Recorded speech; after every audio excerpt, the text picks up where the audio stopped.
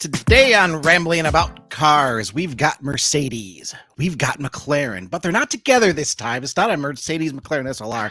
We've got a new E-Class, we've got a new 750, and we're going to talk about some track day cars. And friends, I have a feeling there's going to be some spicy takes coming on this one. So tell your friends, share it now. Let's roll. It's podcast time. I am Christopher Smith, and co-host Chris Bruce is across the way. It's good to see you. I feel like it's been a long week already. It's Wednesday, so let's unwind a little bit. Yeah, let's talk a minute. So for obviously Smith and I talk before the show. We work together every day, stuff like that. He's in a spicy mood. He's a spicy meatballo right now. So for anyone out there, it has nothing to do. I promise it has nothing to do with the really extreme diet that I started on Saturday. That's going really good so far. I started it on Saturday. Diet. That's a Monday thing. No. It's well, here's the problem, right? Okay, I need to lose a little bit of poundage here. So do I. I'm working on it. It's just not warming up in northern Michigan where I'm at, so it's harder to get outside for exercise. So it's like, okay, you know what? For a couple weeks, we're just going to cut this down to 1,000 calories a day. That's it. I can do that. 1,000 calories a day. I like fish.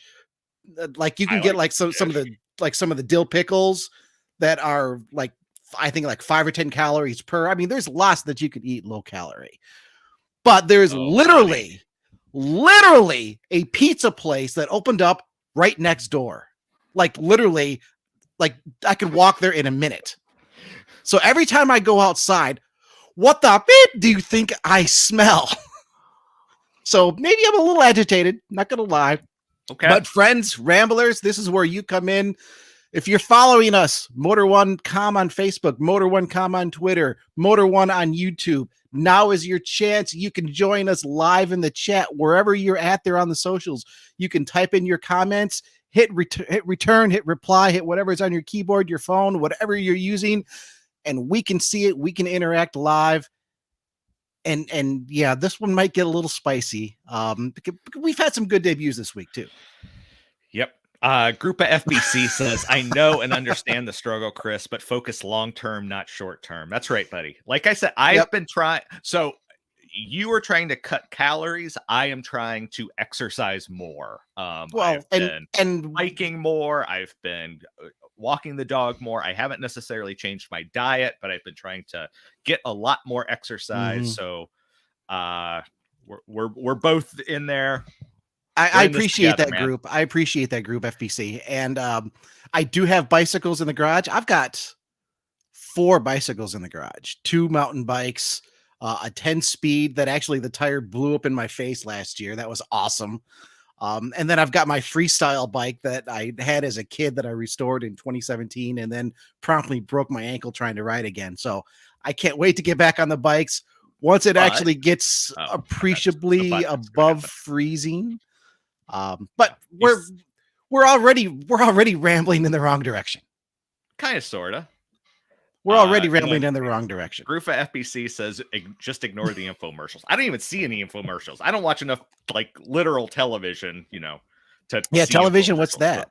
So we're good here. What's that? Anyway. I mean, Mandalorian is off for season 3. We just finished Star Trek Picard, the series. Those are like the only 2 things I was watching. So now I'm just going to go back to like fail videos. Okay. And rambling about cars, of course. Well, yeah.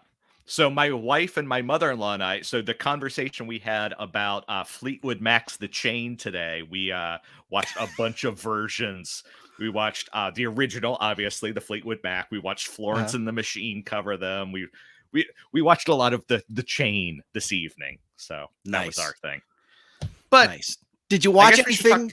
Yeah, we should probably talk cars. Did you watch anything on McLaren or Mercedes?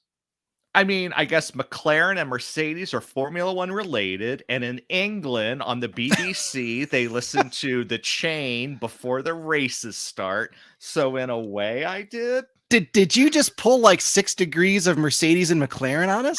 I actually did. Yes. That's actually pretty impressive. Pretty impressive. All right. Well, and once again, before we jump in, folks, everybody that's listening out there, Motor1Com on Facebook, Motor1Com on Twitter, Motor1 on YouTube. Type those comments. We see them live. We can respond to them live. We want to interact with you, and this is going to be a really good episode for interaction. Actually, before we get going, Bruce, do we want to ramble in this episode? Because do we want to tell people about the cheap car challenge that we're going to do later? Because they can start looking for some cars right now if they want to participate. Yeah, let's go ahead and do that. Can I present it? Is that okay? Yeah. I need that. I need to be quiet for a little bit. No, you don't. So a topic later in the show is going to be about track cars, specifically about very, very stupidly expensive track cars. But if you look around, you can find legitimate race prepped vehicles for very reasonable prices. And I'm talking, our price range for this is $12,000 or less. If you go online and you search race cars for sale, I promise you will find them, because that's how I found them. And I found a few very interesting, very compelling examples for sub $12,000. Now, obviously, you're not going to go GT3 racing. You're not going to be at Le Mans. You're not going to be in Formula One. You're going to be, regional club level, that type of thing racing, but you're going to be racing. Like, it's still completely viable. So yeah, 12 grand. Anyone out there, go ahead, look around. It'll be the final topic of the show. And if you find something and you want to share it with us, go Jump ahead. into the chat. We'll be doing that at the end. Yep, absolutely. And we want to have you along. Right now, let's start the evening here with the 2024 Mercedes-Benz E-Class. I picked the wrong car. And Bruce pulled up the McLaren, which looks a lot. No, it doesn't look anything like the E-Class. We're going to talk about the McLaren in a bit. We're going to go E-Class because this one really generated a lot of interest with our audience at Motor1.com. And I've been looking around on various socials just to gauge people's reaction to the new E-Class. This is the next generation, the W214 Mercedes E-Class. And it looks a lot like an E-Class. I mean, you hear it a lot when we talk about evolutionary versus revolutionary style. Evolutionary means, okay, they've evolved it, but it's still kind of the same formula. J Ferrari 427 Chrysler LeBaron, great race car. We're gonna get into that later. 24 hours of LeBaron. You guys are throwing me off right now. I would totally watch 24 hours of LeBaron. 24 hours of LeBaron. That needs to happen. Mercedes E-Class, evolutionary styling on the outside that we'll talk about in a bit, because I want to start with the interior, because that's where things really, really happen, in my opinion, on this car. Can I want to interrupt just for a second, just to throw out context here. And that is both in the comments that we've seen on our site, the comments we've seen on Instagram, everything about this story. People seem to hate this car. Oh, they don't. For whatever reason. Oh, they really don't hate this car. It's shocking, because I don't. I mean, I don't know that it's better or worse than the previous. Yeah, I don't. But a lot of people are looks like an E-Class to me. Like, a lot of people are just like angry, like BMW grill angry, and it's a little surprising. Yeah. My last little bit, like, I don't get it. Like, it's not the most beautiful vehicle in the world. It's it's not like it's not oh my God, it's the prettiest thing ever. Right. But people are acting like it's the ugliest car to ever hit the road, and it's not that either. I do not understand the vitriol that this vehicle is getting, because it's just fine. What a great word. Yeah, I mean, I don't think it's bad. Let's talk about the exterior here in a bit, because the interior is really where all the magic happens. And perfect timing, because here are the interior pics. Oddly enough, I mean, the car just debuted on Monday, or sorry, it was early Tuesday that it debuted. Yeah. But Mercedes actually debuted the interior like back in February. So the interior news wasn't necessarily new, although they did have a few new things to say about it. Let me just kind of refresh your memory. It's got a full digital makeover. It's very similar to the EQ, to like the base model EQ, where you've got just what they call like the big MBUX super screen, I think it's called, over hyper screen. It's not the hyper screen. I need to check my own Never notes. heard someone say it M-Bucks. I've always said so. I've never heard someone say it. To me, it's always MBUX, but I guess I call it makes sense. I call it the M-Bucks. Just because, you know what, it's M BUX. That's bucks. You got to have some bucks if you're going to buy this car. Although true, we don't yeah. know pricing yet. But it has the super screen, which means you have the full screen going from side to side. The driver actually has a little standalone tablet digital display. There's the digital display in the middle, and then optional is a passenger display that people can watch videos, things on, and it's designed to where it won't distract the driver. Yeah. We were just talking about this. Was it last week with the Cayenne? 2 weeks ago? I think it was last week. I think it was last week. Yeah. But I mean, the big kind of takeaway here, and if you go over to motor1.com, and in fact, I think Mercedes E-Class debut is still in our top slider. I wrote this one up. The kind of the big news here, I jokingly call lights, camera, action, because there are 5 cameras for the interior, up to 5.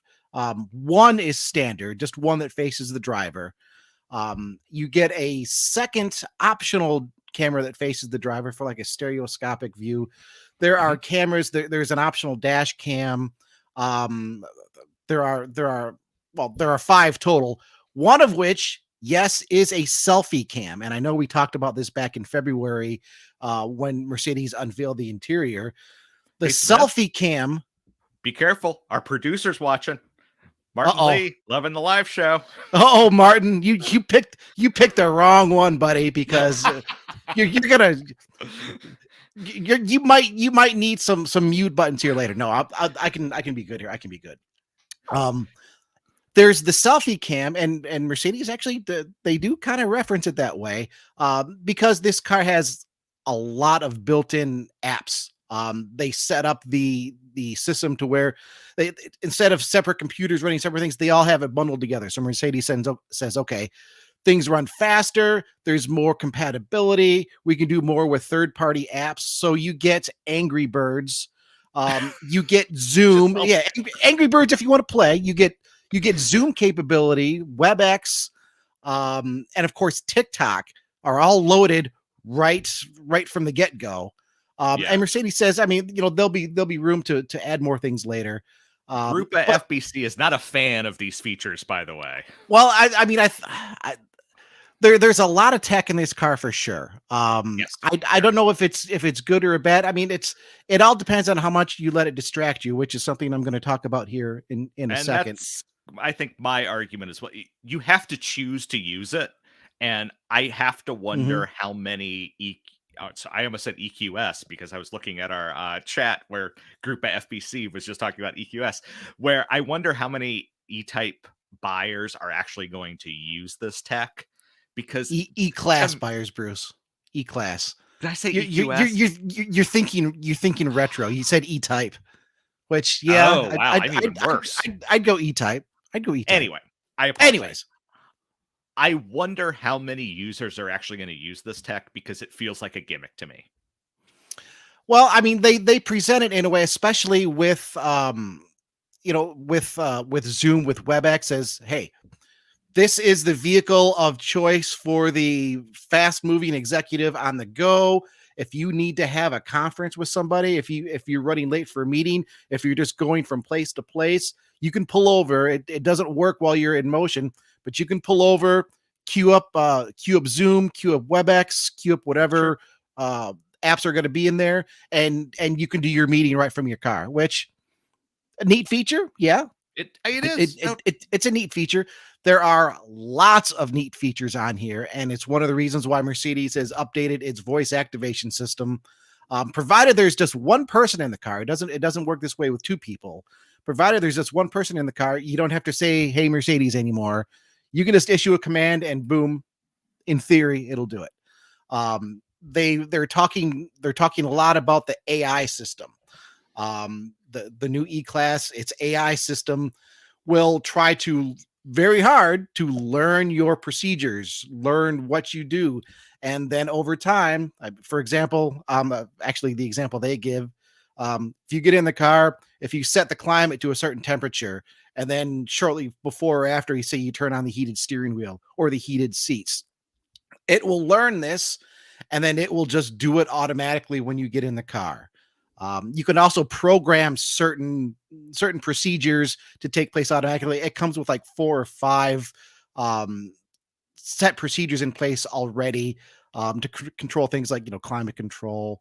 Mhm. Of course, you have navigation, all of the other functions in there.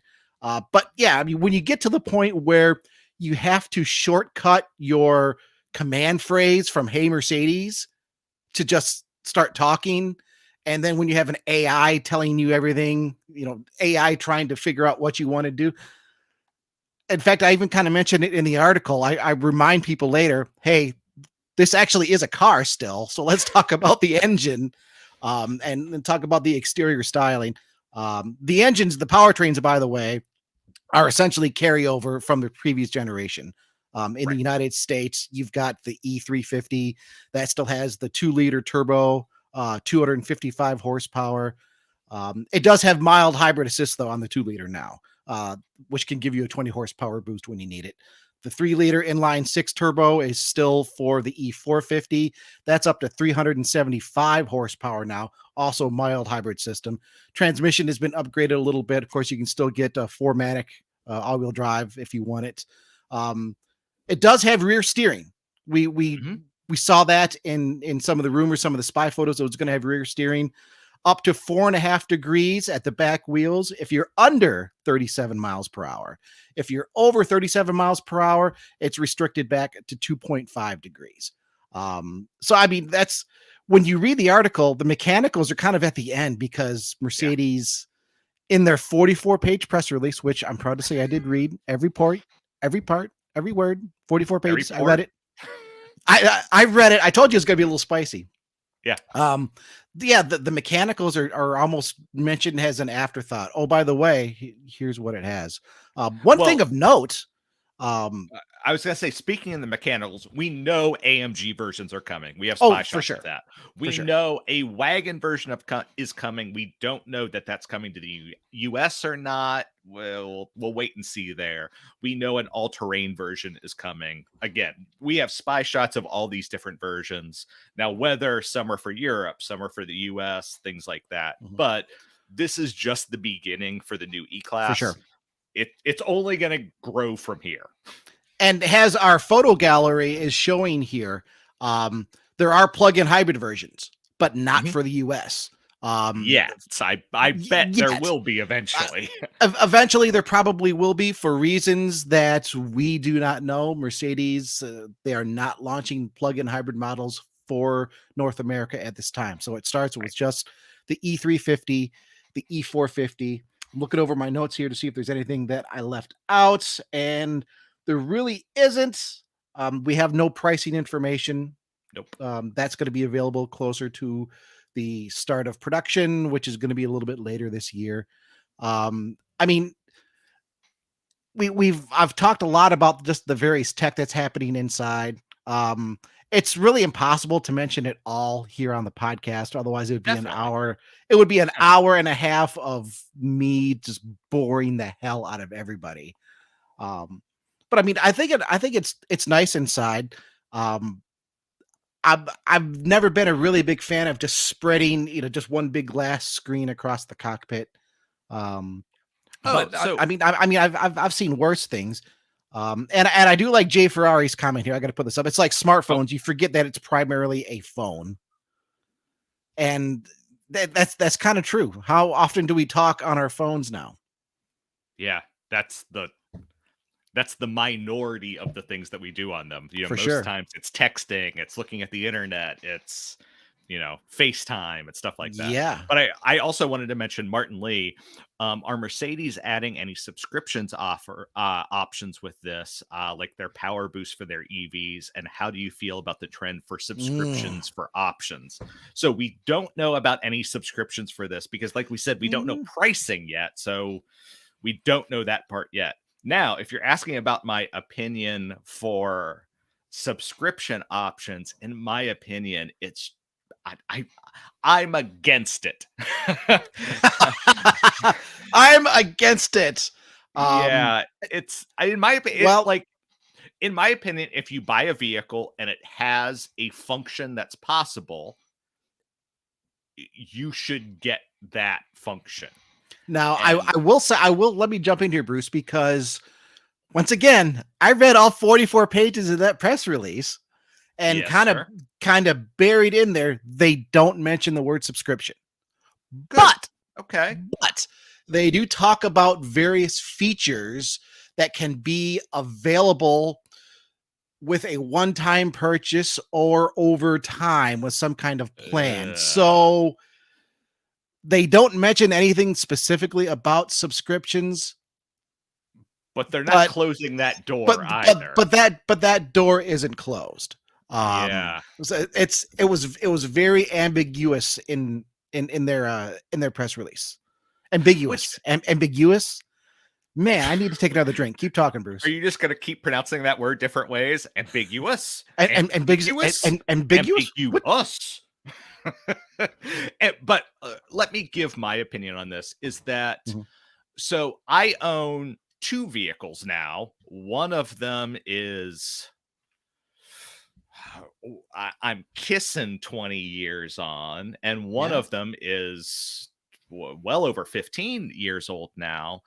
And it just makes me curious about future owners of a vehicle. Like obviously when you buy a new vehicle, you're super excited about it. Like that's the thing. I also own one vehicle that's 1 year old. So I'm kind of in both classes here. I own this new vehicle and these old vehicles, and it just makes me wonder, like, whenever I go on to sell my Mini, whenever I go on to sell my Subaru, everything that those vehicles do will be completely available to the next owner of Mm-hmm. those vehicles because there's no such thing as a subscription for them.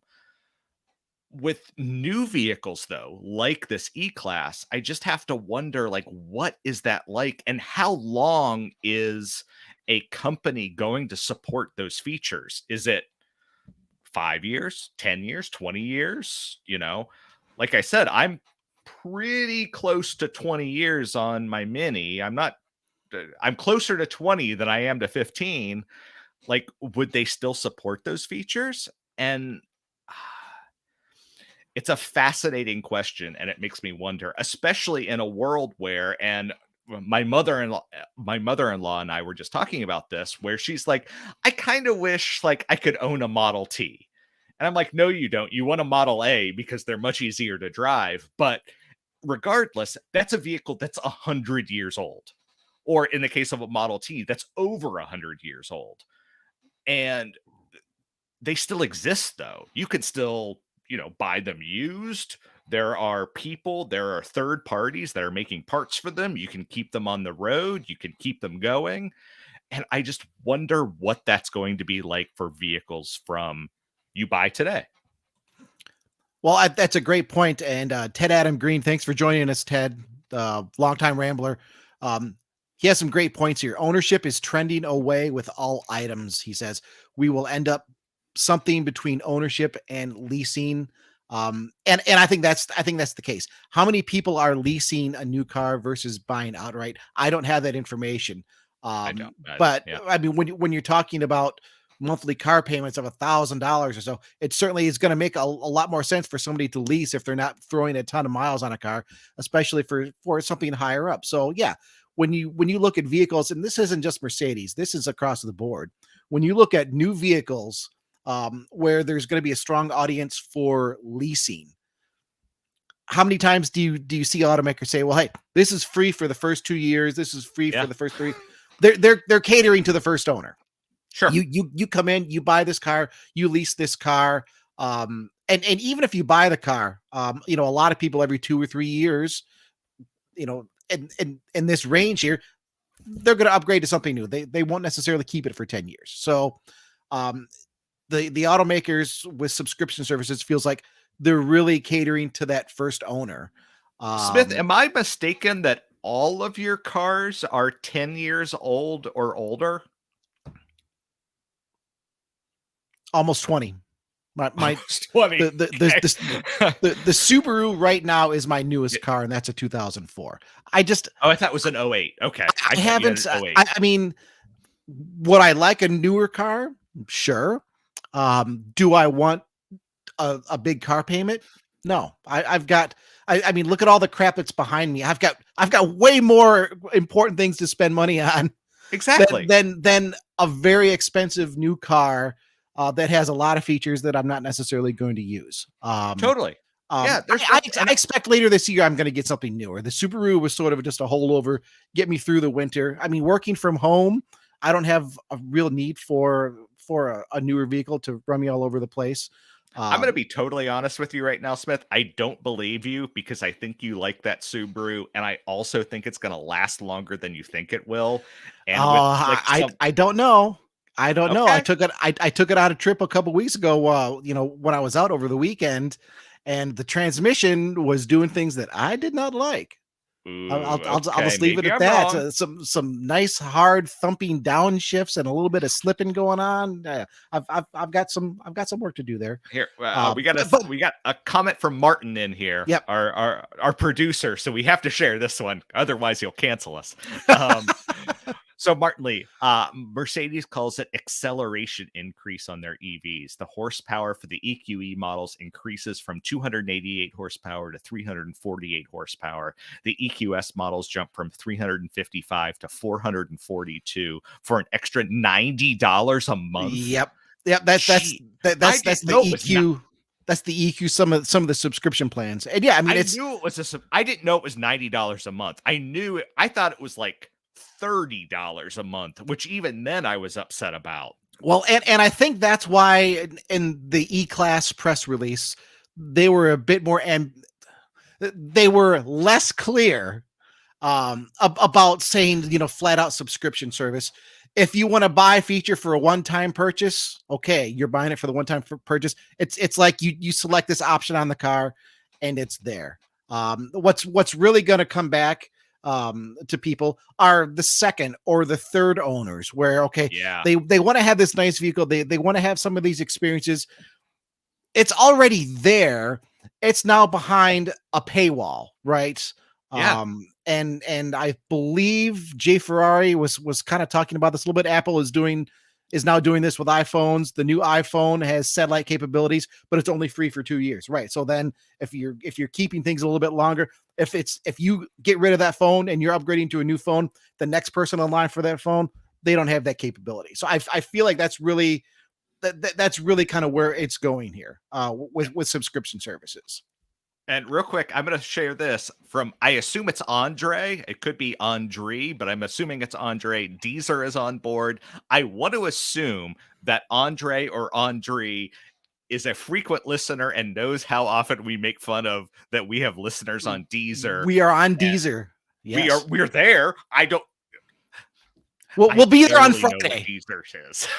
the recording will be on Deezer on Friday. That's when all the audio. That's when all the streaming audio goes up for us Friday morning, Eastern time. Right. So Deezer, iHeartRadio, Spotify, Amazon.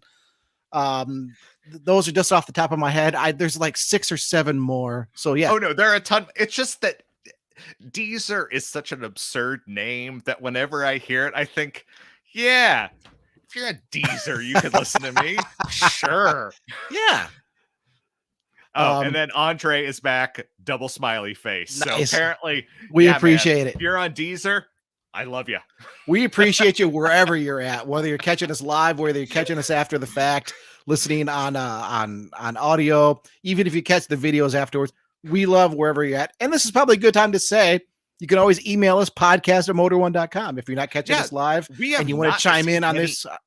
Yeah, we haven't, since we went live, we have not received nearly as many of his emails because we have these chat functions now. But if you want to email us, I'll still love an email. I love Please do. We'll share the story. Let's talk about the exterior of the E-Class really quick before moving on, because I promise we have other things to talk about. I mean, it's fine. I started here in the beginning saying, okay, evolutionary styling. I mean, the front end, the lights are a little different. The grill, there's EQ influence up front. You've got that big grill which it just has chrome trim standard. Optionally, you can get it with LED lights that light up. But behind the grille, it's a gloss black finish that stretches over to the lights. That's where you get a little bit of the EQ flavor. And then at the back, I mean, it has the traditional, what Mercedes calls their cab rearward styling, where you've got that really long hood, the really long bonnet, since Martin is on here with us. Going back to that sloped boot, not the trunk, the sloped boot, with new taillights at the really back. Appealing to our UK listeners. I hope we have more than 2 right now, but okay. Crikey. All right. We've got the new taillights at the back that have 3 pointed star elements in them. And are they kind of gimmicky? Yeah, but I don't mind it. But this is where maybe Ramblers, everybody that's listening, chime in here. I don't think it's a bad car. I don't think the styling is terrible. I mean, I'm happy with it. I don't mind the gimmicky lights. I think the lights are fine. I've heard people say that it looks like melted butter at the front and at the rear. I don't think so at all. I mean, I've just heard a lot of negativity. Are we in the minority on this?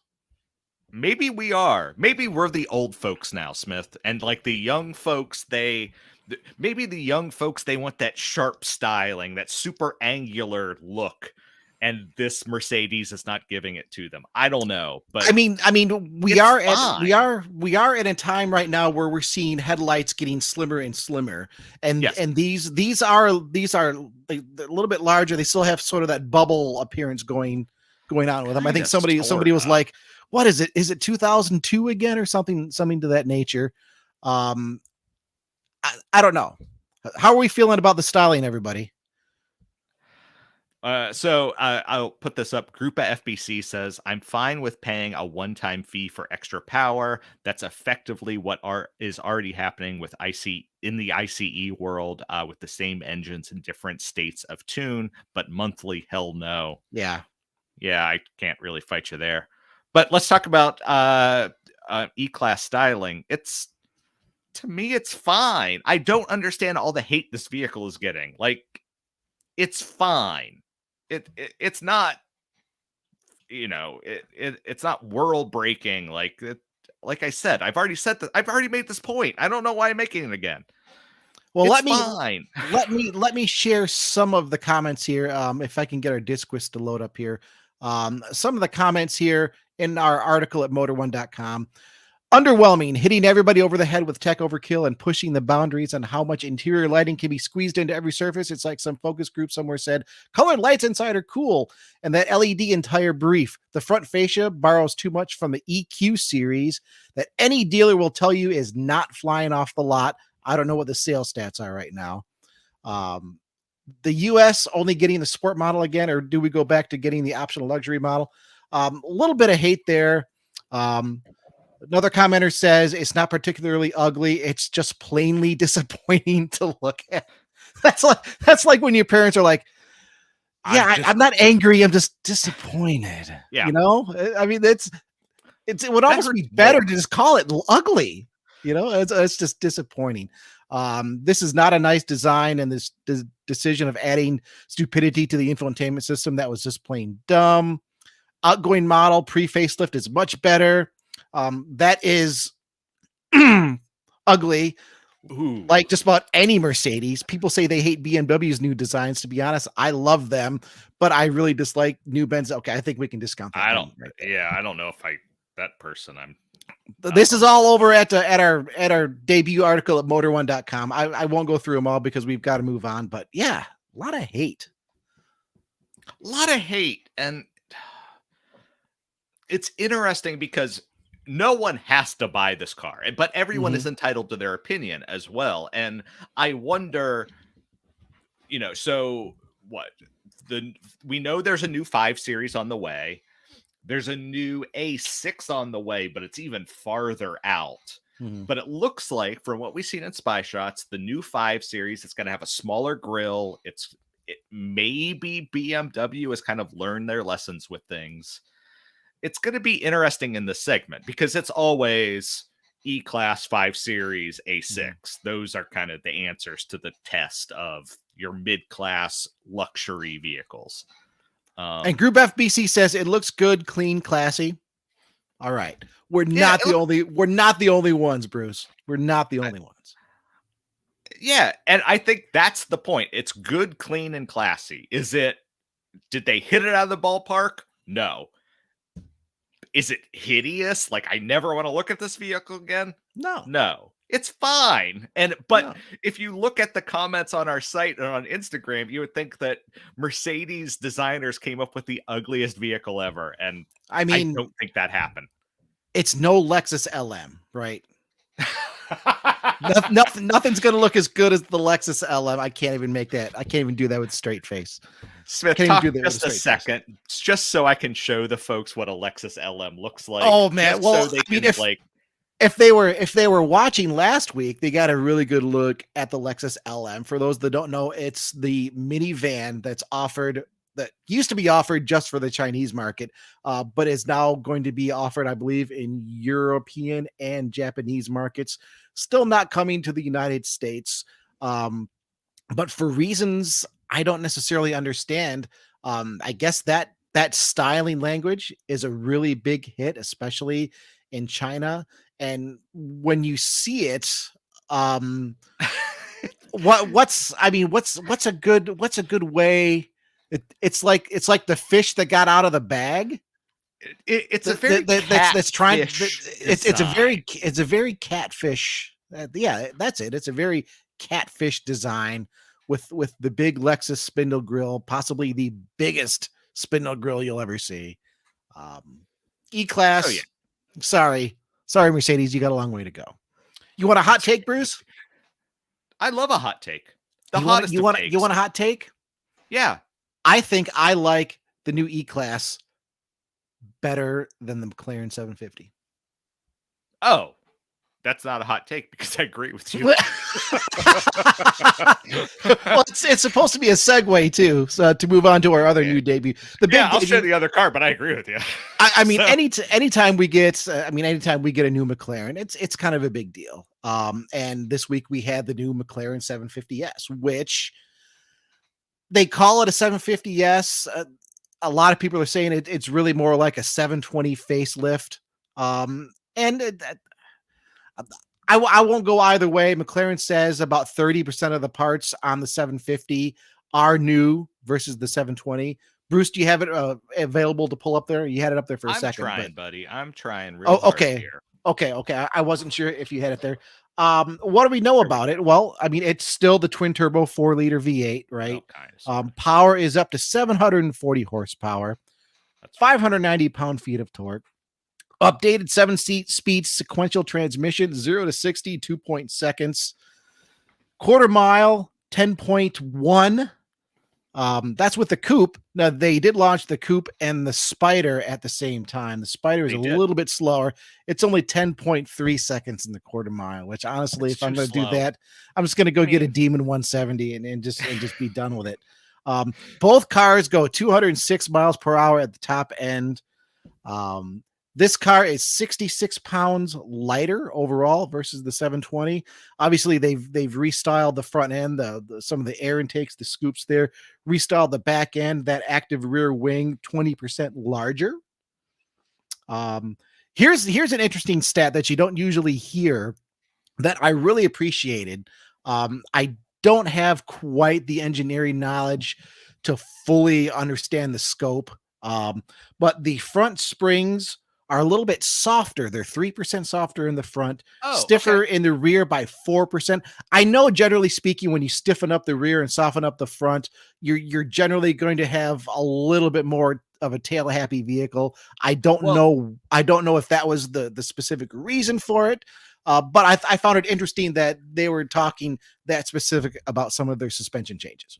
So I can say this, I did our backgrounder about the Demon 170, and they did the same thing on that vehicle. And the reason that they did that is that it helps rearward weight transfer during a launch. So if you have slightly, lighter front springs, a heavier setup in the back, that the front wheels come up, sorry, they put that weight on the back and you get a slightly better launch. Mm-hmm. So, So I mean, I I found it would interesting that guess it's they, the same reason. yeah, I mean, it was neat that they plugged in that specific of information. The interior refreshed as well. The gauge cluster in a slightly different location. We do already have some pricing on this too. The coupe is 324,000, and the Spider starts at 345,000. I mean, it's a supercar, right? You're not going to go Yep. out and just plunk one into your garage. Let me take a look a little bit further here. I mean, that's the crux of the 750.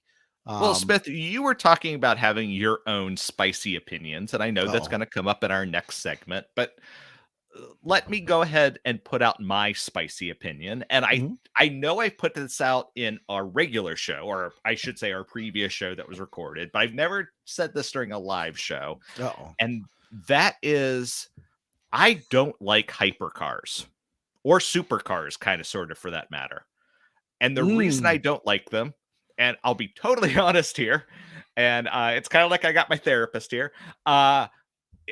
It's purely because I don't think I'll ever afford one. So it just makes me ignore them. And it's the same reason I don't look at Bring a Trailer anymore, because the prices for vehicles there have gone so high that it almost hurts my psyche to see what they go for. And so it helps me just to not look at it anymore.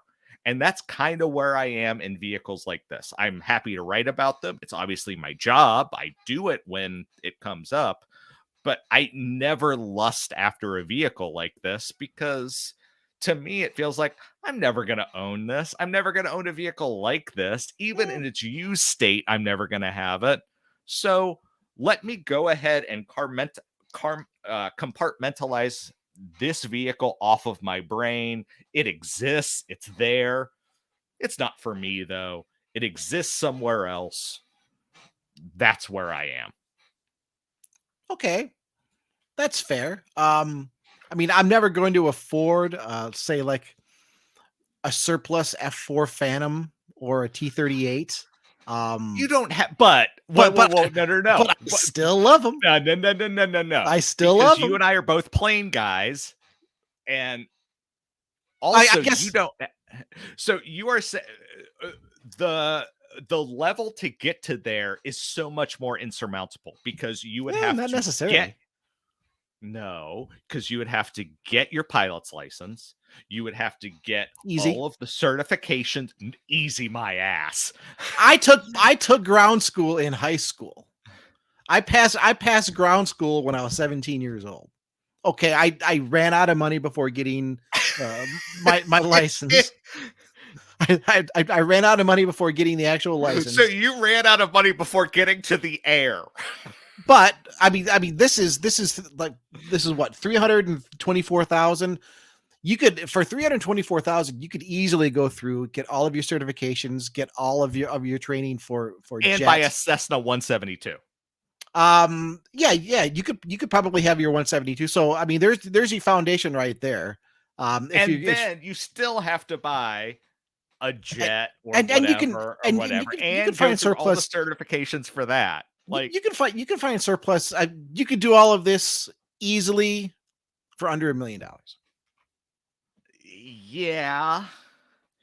It's interesting we're talking about aircraft as we're looking at the 750, because I mean, let's give McLaren some credit. The way they designed the 720 and as such the 750, where you don't have the large gaping air intakes on the side at the rear, I still really like that feature about McLaren, about the 720, and they still have it here on the 750. You have air intakes up on the top, but I mean, it's sort of like a staple for every mid-engine supercar. You have to have big gaping intakes on the side. And Smith, are you telling me in a really nice way I was getting too nerdy about planes? No. Okay. All right. But no, you're right. That this vehicle, that it's fascinating that the way they created the aerodynamics of it, that they don't need those huge intakes in the rear fenders that we see in kind of sort of every other vehicle like Right. this. There are still intakes in the rear fenders, but they're much, much smaller. And presumably that is because McLaren has figured out how to direct air there in a very specific way over the body. And so they're getting a huge volume there that, you know, that you wouldn't get otherwise. Mm-hmm. And I still love that about the 750 here, that they still have that. It does have a new rear exhaust design that's Mhm. sort of pays homage to the P1. It's just got the center exit exhaust right up there under the spoiler. The redesigned lower fascia is such where they had to kind of raise everything up in the back a little bit, so you have that new exhaust in the back. Um, it's pricey, but it's a little more powerful. I mean, it's a supercar or it's a hypercar. Will I ever buy one? No. Would I Yeah. love to see one and drive one in person? Sure. I mean, I think in a lot of ways, I know McLaren, we talk about halo cars as vehicles designed to get somebody into the dealership, and Right. then they buy the car that they can actually afford. I don't know, a supercar company like McLaren where they're only selling, I guess, what you would call halo cars. It's still, I think it still serves sort of that basic function where I mean, and because there are models that are still underneath Yeah, the 750, there um, totally are. and maybe you want a 750, you've got 100 grand or 150 grand to spend, which, I mean, that's less than half. There's nothing saying that you can't be so enthralled by the 750S that you won't go out and find yourselves, a used McLaren that's maybe 4 or 5 years old that Mhm. does fit into your budget. And then once you get into there, now you're in the McLaren family. Now they can sell you on various services, various part, things of that nature. So I think it still serves that purpose. And yeah, 324,345 for the Spider. Goes on sale later this year, I believe. I'm just double checking that fact right now. It's available to That all order sounds right right from what now. I saw. Yeah. Available to order right now. So they don't say exactly when it's going to come out, but if it's available to order right now, most likely later on this year. So I'm just going to throw these out there. So I was talking to you and I was not looking at comments. So if I misinterpret anything that anyone has said, I apologize. Lewis Cross says, clearly you don't have an emotional connection more so versus the price. If you're talking about what I was saying, that these cars are so expensive, yeah, you're kind of right that at some Yeah. point price becomes so high that I lose the emotional connection. But you know, there's a variance there. All right. Well, I and would love. maybe there's something to be said for, okay, actual availability and the idea that, okay, this might be doable. That's going to add a little bit more excitement to it for sure. Yeah, totally. For me, like I think I've said this before, definitely on our recorded episodes, is that a 911 is kind of my dream car in a lot of ways. And it's honestly, it's kind of starting to turn into a 944 turbo, might be my dream car in a little bit. It's still a Porsche. I think a nine. Anyway, yes. And it's attainable, and that, I mean, and that adds a little bit to it. I will say, Lewis also said the weight of the 750 has me most impressed. It Thank you is. for saying that. Yes. That's a good Totally. point. Yeah. We are in an age where it's like, oh, 4,000 pounds. That doesn't sound too bad anymore. The coupe weighs 3,062 pounds, which I think is extremely impressive. The That is Spider is only a very little impressive. bit heavier at 3,170 pounds. So yeah, in And an age where we're used to cars just 4,000, 4,500 pounds, the GT500, I think, was a little over 4,000, right? Everybody makes fun of the Dodge Challenger for being the boat, at like 44 or 4,500. So yeah, well on McLaren. I did want to share a group of FBC's comment here. They launched too many special models in too short of a time. Too many special means none of them are truly special. This is so far out of my financial wheelhouse that I can't even comment on it. I know that has been said by some folks who, kind of comment on this stuff on YouTube. I can't comment literally, like, because it's so far out of my wheelhouse. But what I will say is that a lot of those special editions that they've launched, they've been interesting to me, that maybe I could see why, hey, I would buy this one and I'll skip these three, that there's a specific one in there that are interesting. So I kind of sort of see what McLaren was doing there. Yeah, no, it's an intriguing point as well. I think some people might say the same thing for, well, like I was just talking about the Challenger, Yeah. but at that level, again, it's a little bit more attainable. So maybe it hasn't watered down the Challenger quite as much. I'm kind of with you though. I don't know that I have really an opinion either way on that Yeah. one. I mean, in this segment, you're talking about a very, very small audience already, anyways. Right. There's something there. If you want it, you'll be able to go in and get it. Exactly. The average buyer is buying something like a sedan or a crossover. It's something simply to get them around. And then as you move up that, you get to, a luxury vehicle. You get to, say, a BMW, a Mercedes, a Lexus, an Audi, or something like that. And then even above that, you start to get to the vehicles that we're talking about now. And each time you kind of move up that ladder, you are leaving people under it, and it just makes the conversation more and more complicated. Well, Bruce, are you ready to go even higher still? I am. Let's go.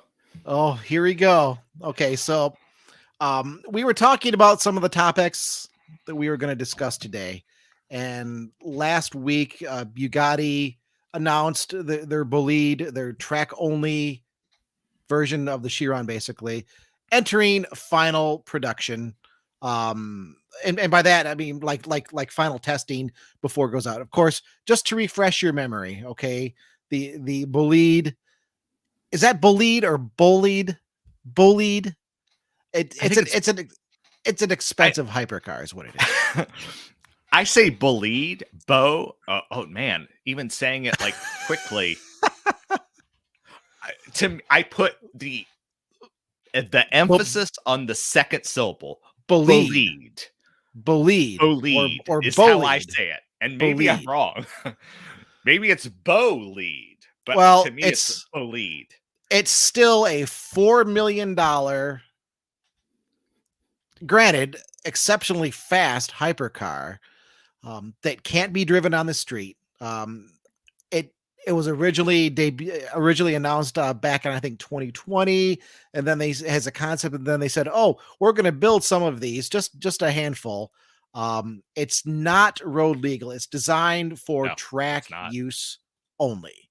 But it's still based on the Chiron. I mean, it's obviously, it has completely different bodywork. The engine, 1,577 horsepower. So I mean, yeah, insanely fast.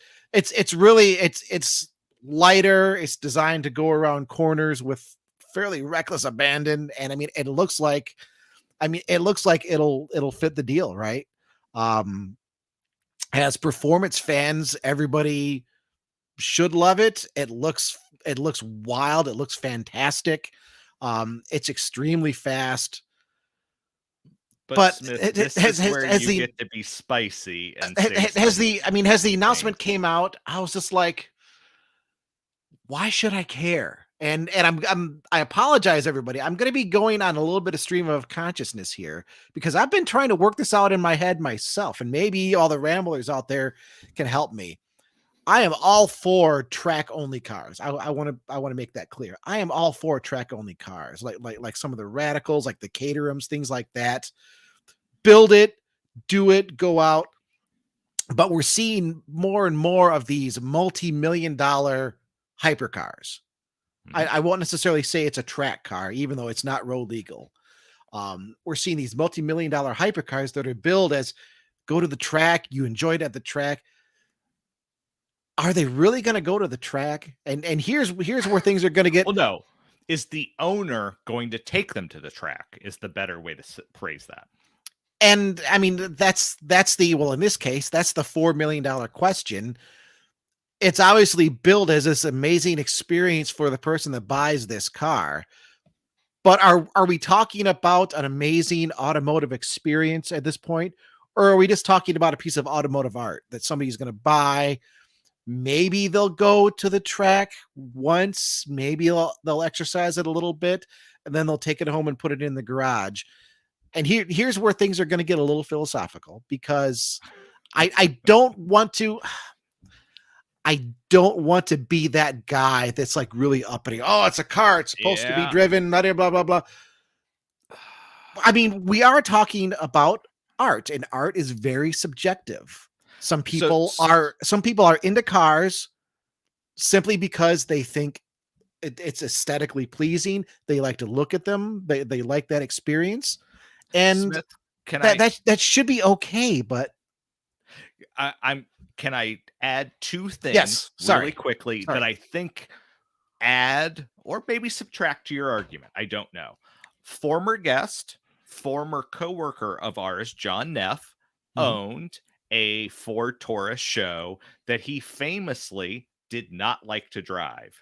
He would like to go out in his garage and look at it. Yeah. You own a Ford Taurus SHO that is not currently in drivable I can't physically drive. Right.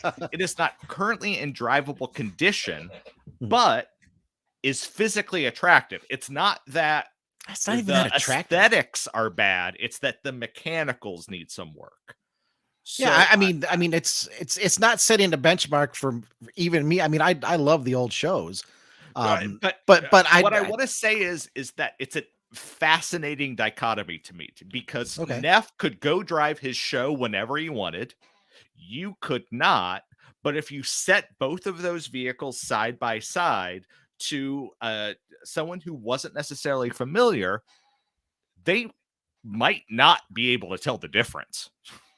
Oh, I can promise you they can't tell the difference, because I've encountered it, many, many times. I love the engine in that car is what it comes down to. I love the engine in that car. I think, and I will argue this point to anybody in the world. It's one of the greatest unknown engines of all time.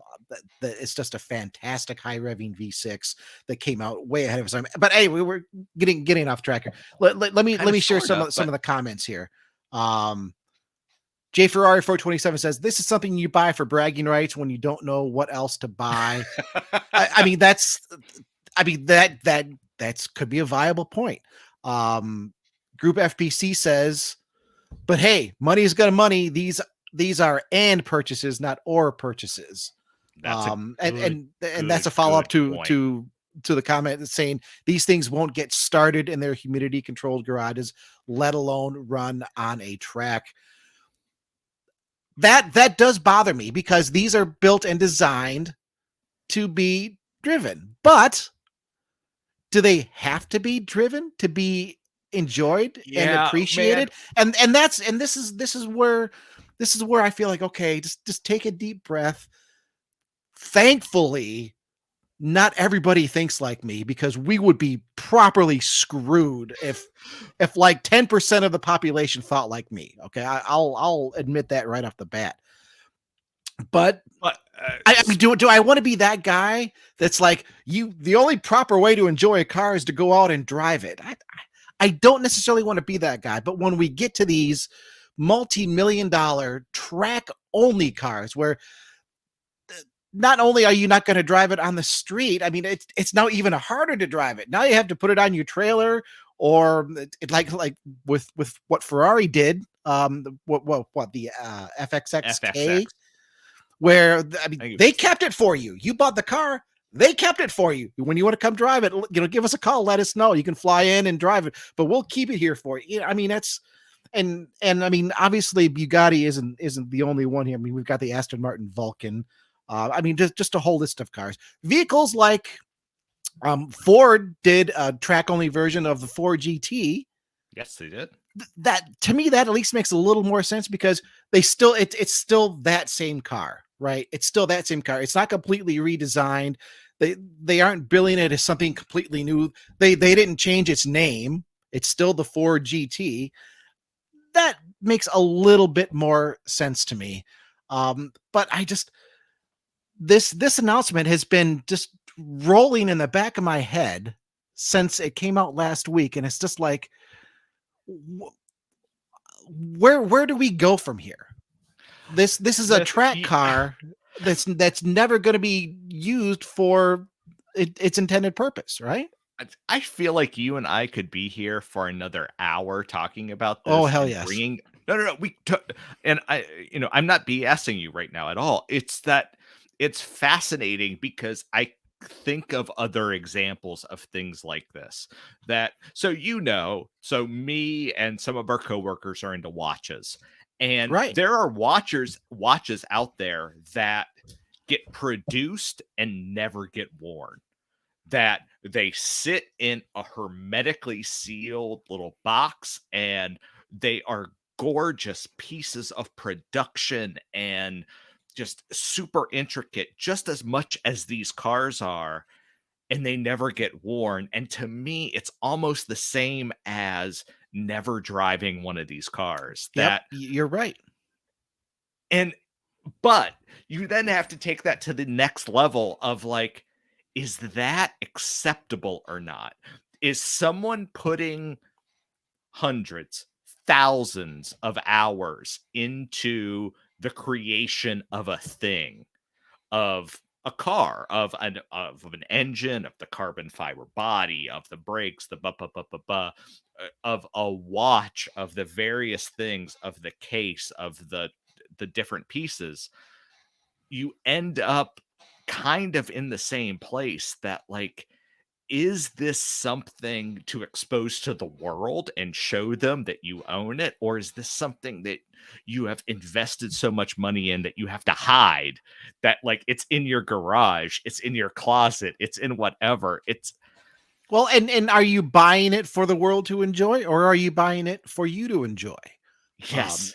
Group FBC kind of mirrors what you were just saying. He says wine too, which is true. His comment was, I generally don't have an issue with these not being used. They're still engineering masterpieces. They That are. is- I agree. that is exactly true. And that's I think what draws a lot of people to watches, the mechanicals inside. And it comes down to, at the end of the day, I mean, it's all subjective. What are you into? What do you like? Right.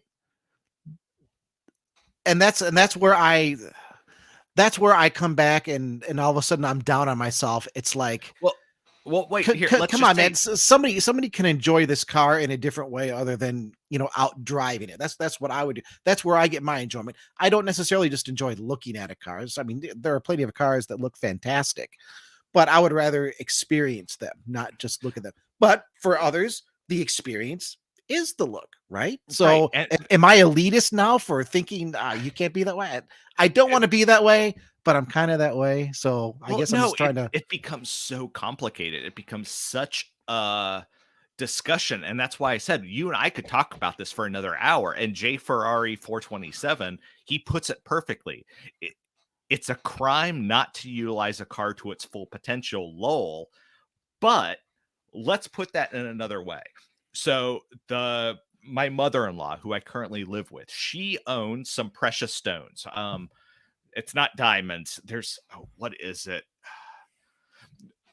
There's a precious stone. I forget which one it is. I want to say it's rubies, but I don't know. But essentially, they know that the number that exists are the number that exists that are out there, that you're not going to find more of them. Maybe it's not rubies. Anyway, that she owns some of those, but they're not set into a necklace, a ring, a whatever. It's kind of the same thing, that if you're not putting your car out there that anybody could see, you're hiding it from the world. Or you're just appreciating it yourself. You don't need to have validation through the world.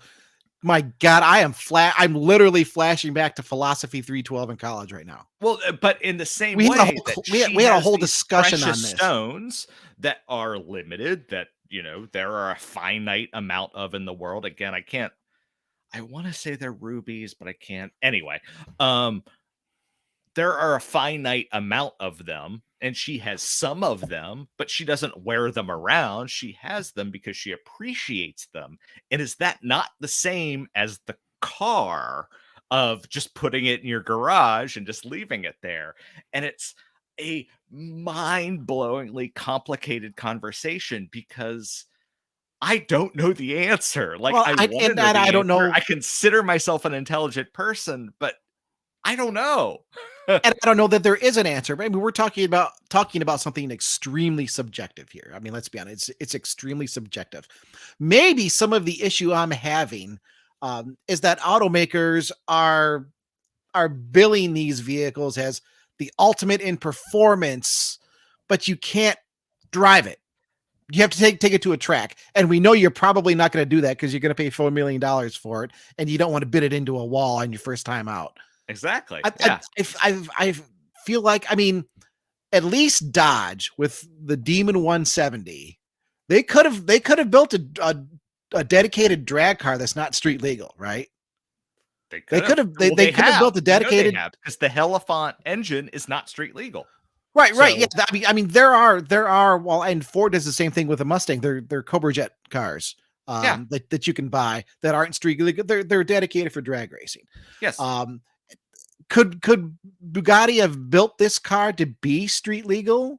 I mean, they're saying this is the car, and it's not just Bugatti. There are a lot of manufacturers. This is the So, car that yeah. we want to build just for the sheer aspect of performance when there are no rules. Well, bull beep. I got to bleep myself there. That's just a big pile of bull. If you're building that car, you're building an F1 car. I mean, I know there are rules in Formula One, but really, if you're building the ultimate performance car that's just the pure essence of driving, you're building an F1 car. You're not building a big car with doors and like still fully functional interiors and maybe that's where some of my animosity comes from.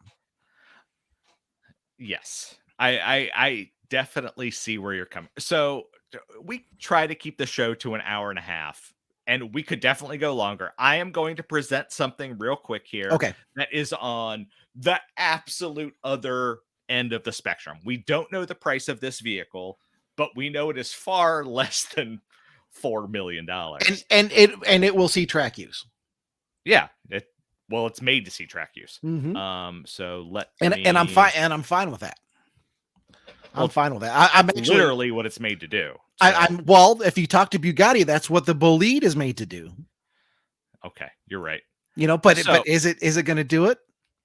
I wrote up this story today. This is the Radical, and if you're not familiar, Radical, they make, at least in the UK, some of them are road legal because road legal can mean different things in the UK than it does in the United States. But Radical predominantly makes race cars. And so this is the SR1. This is their entry-level vehicle, and they just upgraded it to their XXR specification. It has a 1.34 liter 4-cylinder engine. That's right. It's sub 1.5. So it's almost like a Ford Fiesta.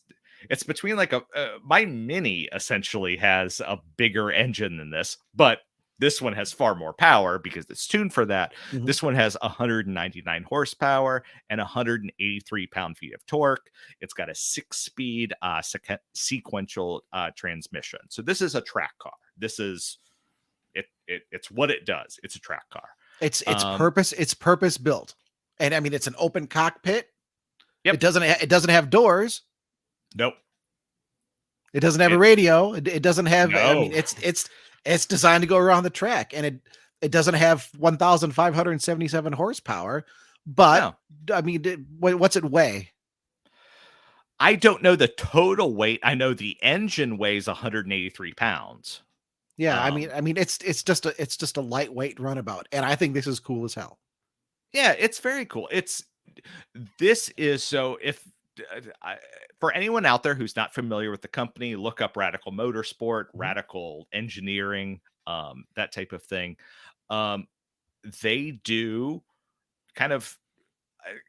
they are kind of an entry level motorsport type of company. So this is the very, very beginning. And they also offer V8 and turbocharged and things like that type of models. But the SR1 is That's where you start. And again, it's a sub 1.5 liter. It's 1.34 liters. And this is how you start on the track. And to me, I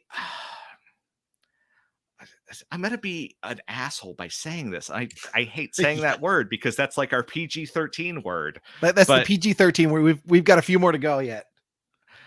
but I respect someone who buys this and decides that they're going to go track racing more than someone who buys a bolide. And let me explain what I'm saying by that. I feel like someone who does this is serious about it, that they understand that they can't necessarily handle over 1,000 horsepower, that, 200 horsepower, that's, well, hell, by modern standards, that's like a mid-sized sedan. But you're still in a very elemental. It's got a fiberglass body. It's got LED headlights. It's got a wing. This new version, it has a fin on the back, like a lot of LMP cars.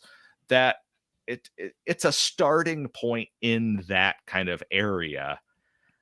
And I don't know. I if someone bought this and said, "Hey, I want to be a race car driver," and they bought this, or someone bought a bolide and said, "Hey, I got $4 million and I want to be a race car driver," I would.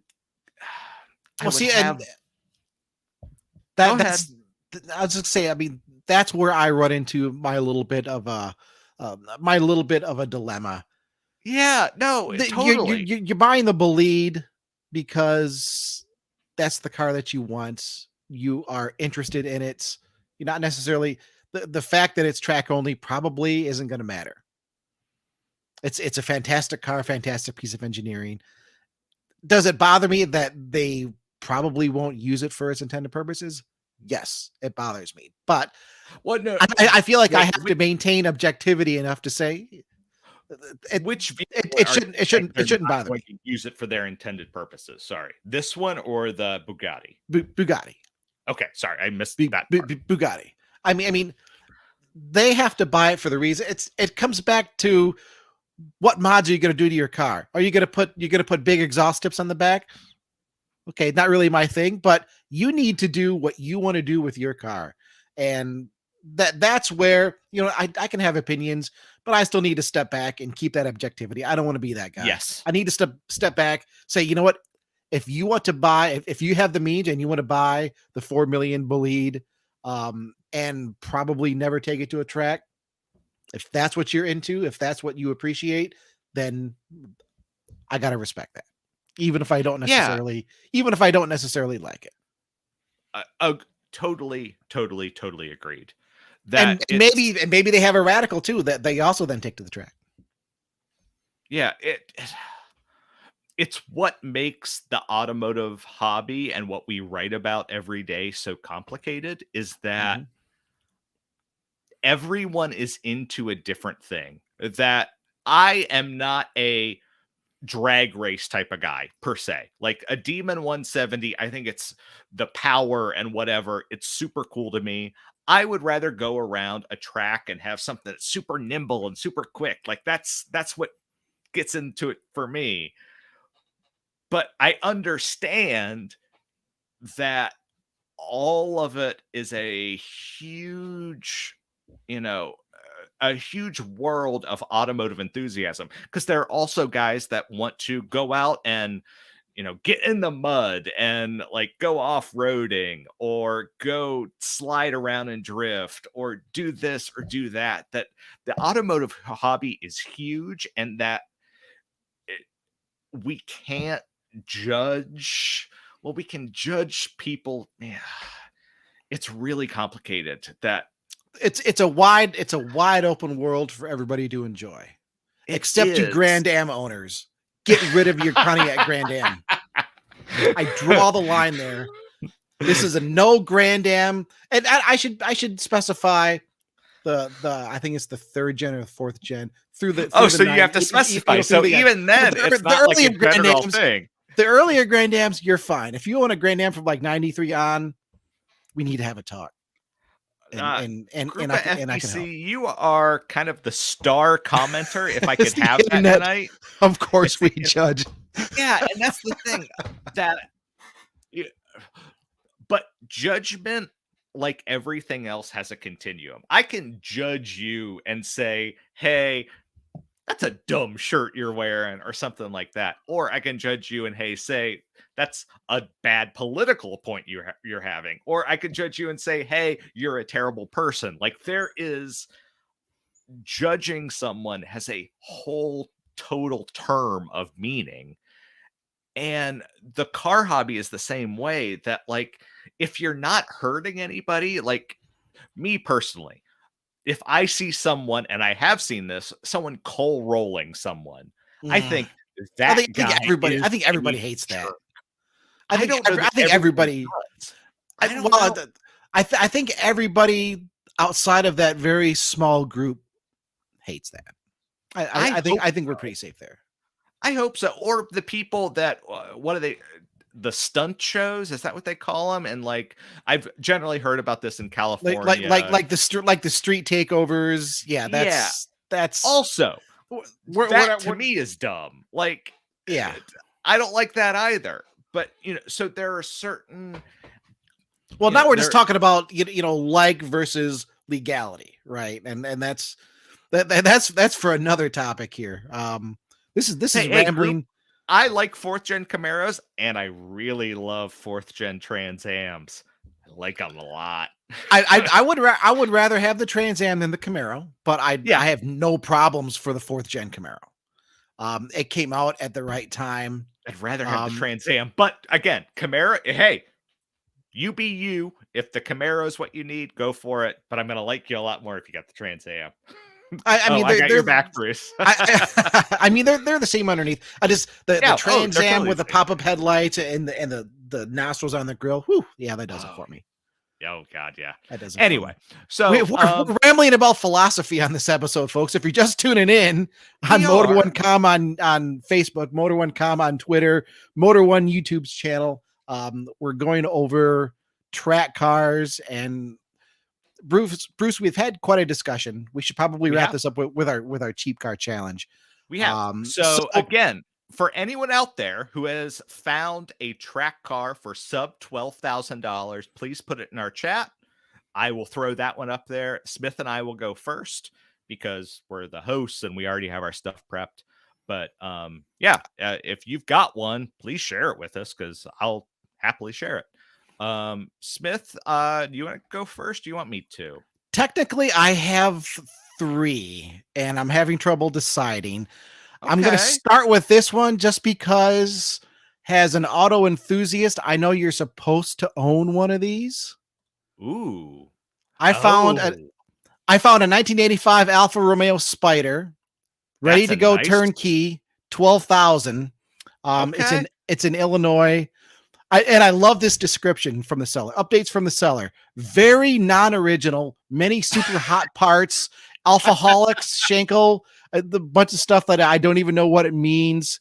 But they also say very, very non-original, purists beware. 90,000 miles, clean, title, driven. There's just one photo here of it doing its thing. Hey, you know what? For 12 grand, you get a little Alpha Spider. I'm sure that's going to be a lot of fun. It sounds like there are some mods on it. 1,940 pounds, a hoot, loud, rude, and fast, a well-sorted and perfect first classic Alpha or unique cafe racer. So, I don't know. Maybe it's also street legal. But maybe I mean what state you live in, and there's like even if it's street legal or not, when it comes to a track car, I don't want a track car that I can drive to the track and drive home, because when I'm at the track, I'm going to be paranoid thinking I still have to drive this home. Yeah, that's fair. And I've been to track days, and that's how I felt. And there have been a couple times where I was close to not driving home. So I just want to go and have a good damn time. So, yeah. Well, Smith, you are going to love my pick. And if you don't, then I hate you. We better not have picked the same one. Oh, there's no way in hell we did. Okay. I have a 1983 Mazda RX-7 race prep for we were $7,500. We were looking at the same website too. I saw that car and I thought about it, but I was like, nah. $7,500. All I hear right now is just a screaming rotary in my head. As you should. Yeah. Because, yeah. You are sub 12 grand. You are going racing. You got a rotary. It would be a lot of fun. I mean, those I can't turn that down. They are nimble, they grip, they can stretch the skin off the side of your face if you put a good set of tires on them. It'll certainly make a good chunk of noise. I love it. I love this car. Okay. I mean, is it turnkey, all set, good to go? That's what the listing says. Okay. Oh shit. I lost my. Well, the reason I ask is because my second pick here kind of isn't. Hold on. I got it pulled up here. Okay, here's let's a fully built Mazda RX-7 with a 12A carb motor, most likely built by tri-point engineering. Engine is solid, along with the drivetrain. All fluids fresh and new. Carb is a factory Niki rebuilt and dialed in. It sounds ready to go. Ready on this car for the track. All is needed are a fresh set of tires. There you go. So yeah, fresh set of tires, and you're ready to go. That's a good find, Bruce. I'd love to put that thing around the track. Go ahead. Well, the regular ramblers out there, you know how much I love the Z31 300ZX. Yes, I do. I found one on the same website, Bruce. It's only $3,500.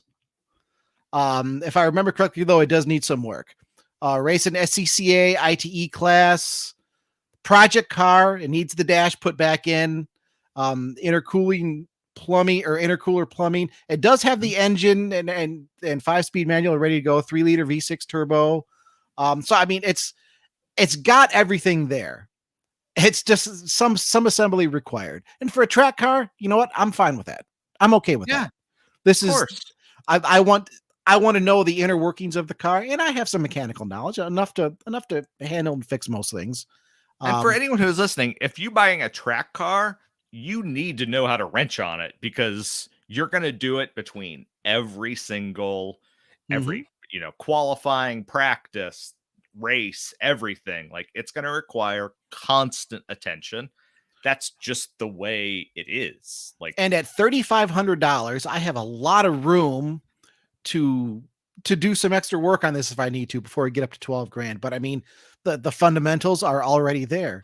And I absolutely love this era of Z car, the Z31, one of my favorites of all time.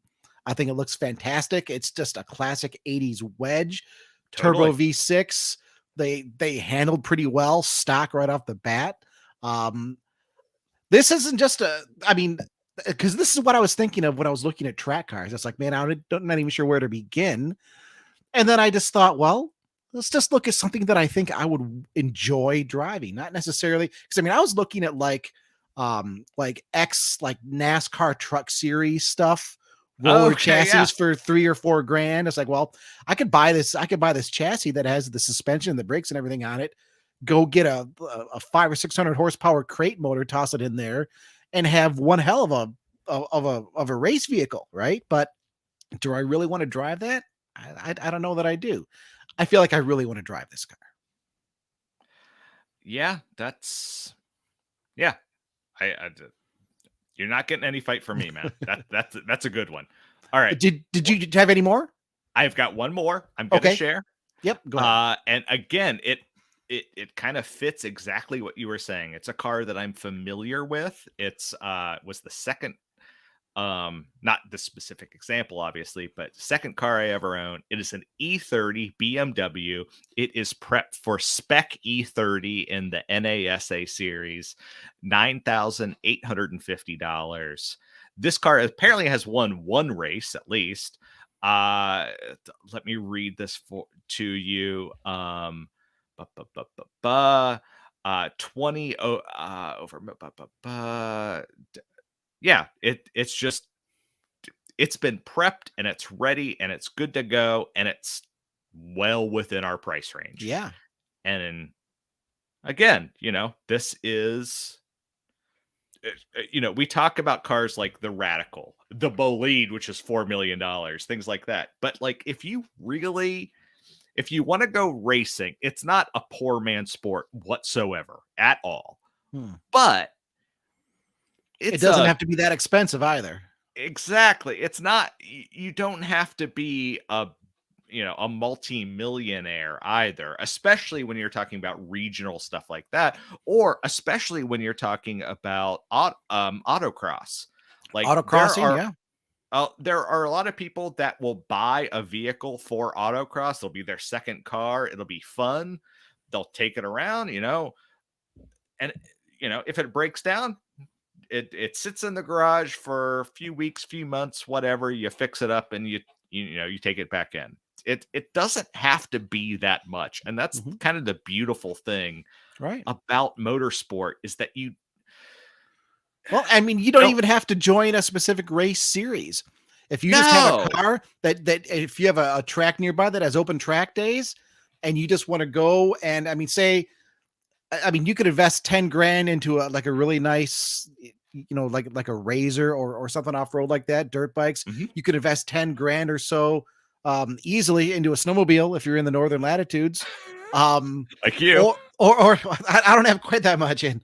You can spend 5 or 6 grand for your car that you just take, and you're not even in any racing series. You're just going there for the fun of it.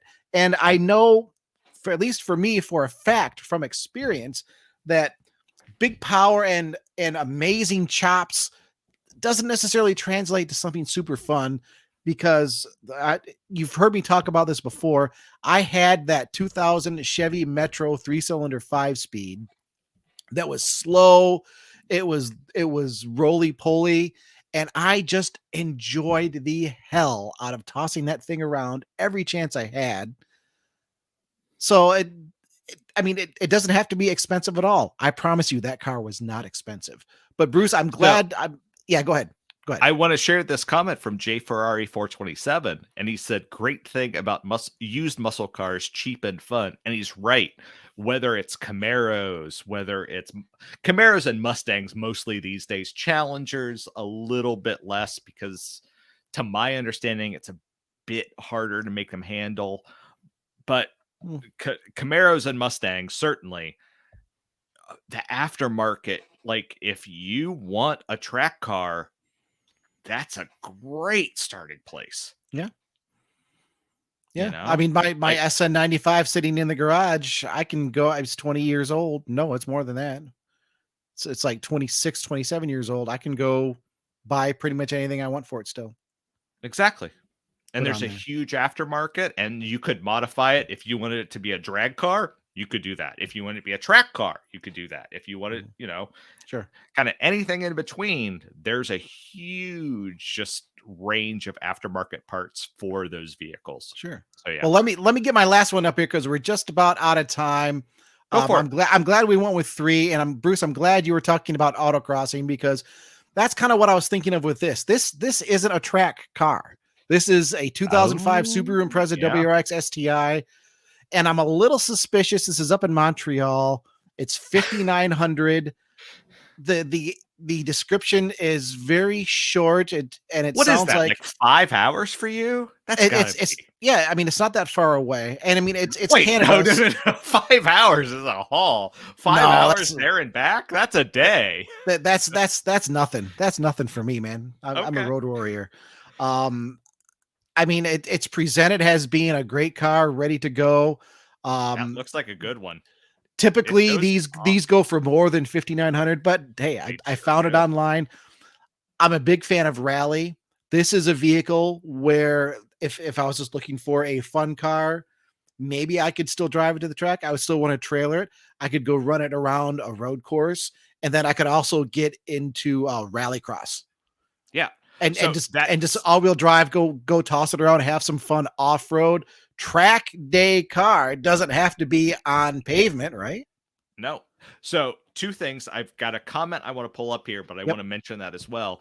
There is something that's called rallycross, and I don't know how many of our listeners know about that, but it is essentially autocross. Autocross classically takes place on tarmac or asphalt. You go through. There's also rallycross that takes place off-road, and that is focused on vehicles, an all-wheel drive or a front-wheel drive vehicle. They're tend to have the advantage there, but still it is an off-road event like that.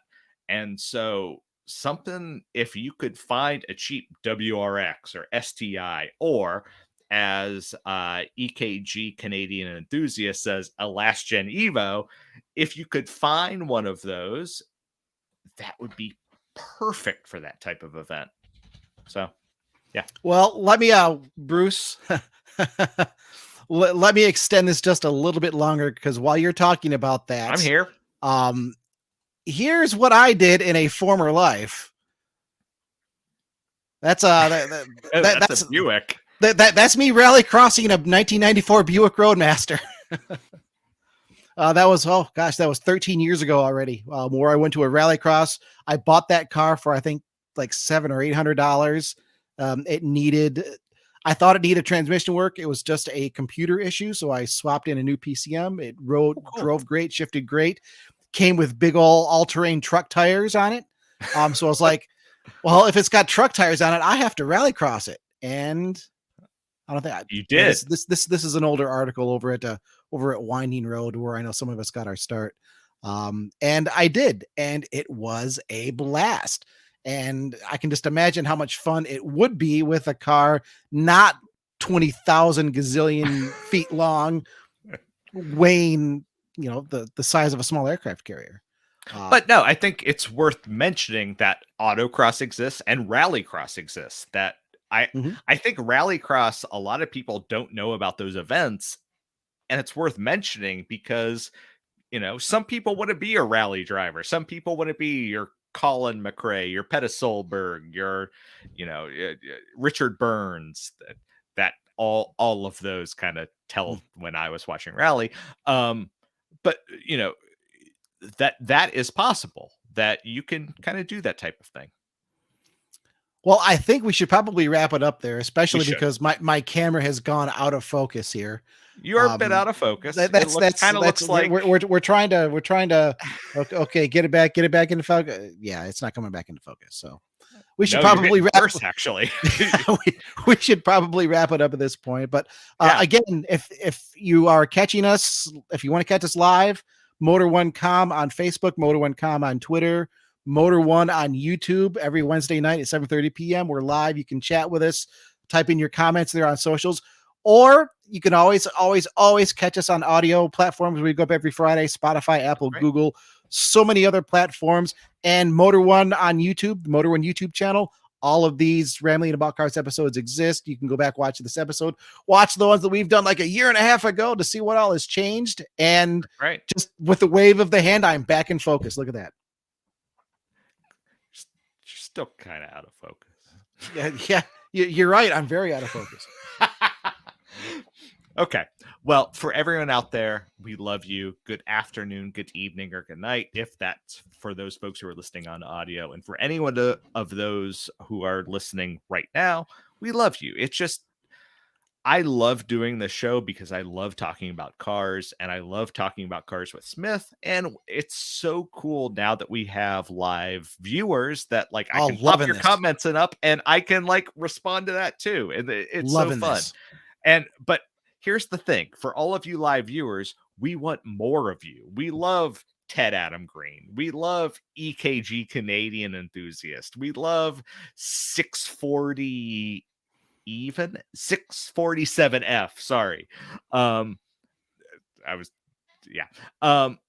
We love all you guys, but share it with your friends. Tell them, hey, Rambling About Cars is every Wednesday and at 7:30, and they talk about cars and they're fun and they're cool, and they, sometimes they put your comments up. Let's be honest, sometimes we try all of those types of things. So we love all of that, but we also love all of our audio listeners who spend time with us, and we know that you folks exist. We are on Audio Boom, and we can see the stuff there, and so I appreciate everyone who is there and spends time with us there. That you're listening to a podcast, you're listening, you're driving to work, you're driving home from work, whatever it is. It's We just appreciate you. fantastic. Yeah. So with that, I'm going to shut us down for tonight, and thank you everyone, and good night and goodbye. We'll see you.